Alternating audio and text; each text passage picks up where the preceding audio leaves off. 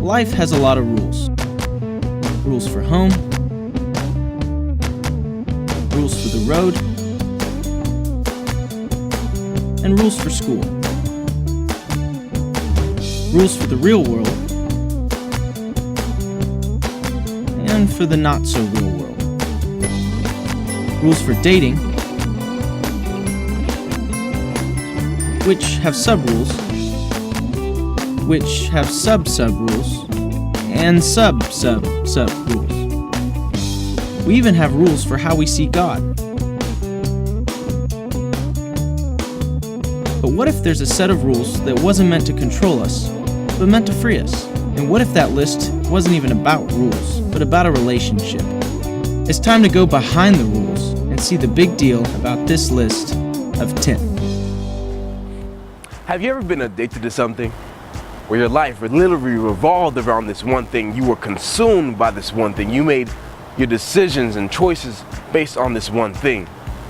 I remember for me, a few years back was this girl. I would always want to talk to her or hang out with her or be around her because I was consumed with this one girl. I made my decisions based on this one girl.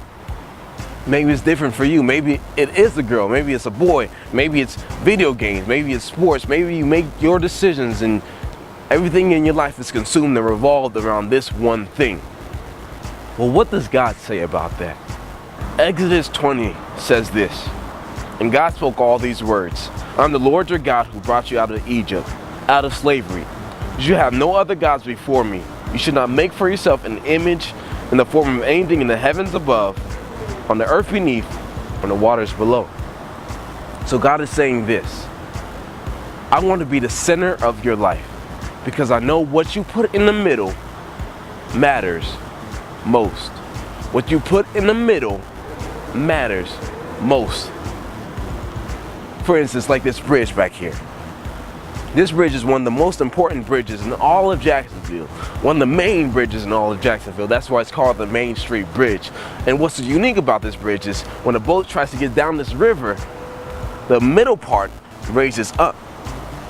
But the dilemma is, if a car tries to get from point A to point B, it no longer can because that middle part, the most important part, what makes the bridge is no longer there. And that's the same with us.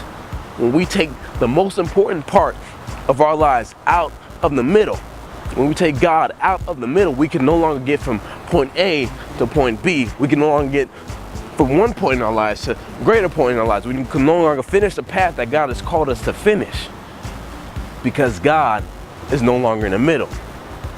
So what does this mean for you and me? Let's put God in the middle. For me, myself, when I finally focused on God and put him in the middle of my life was no longer consumed by this girl, but consumed by God.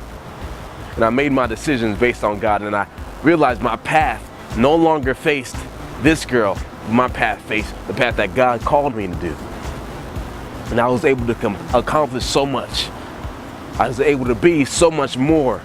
Let's do that. Imagine how that would be in your lives. Imagine how that'd be within your youth group.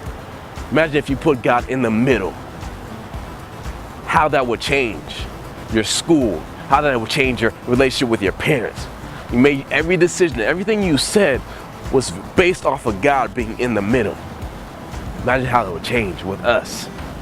Let's make the declaration to put God in the middle because he is what matters most.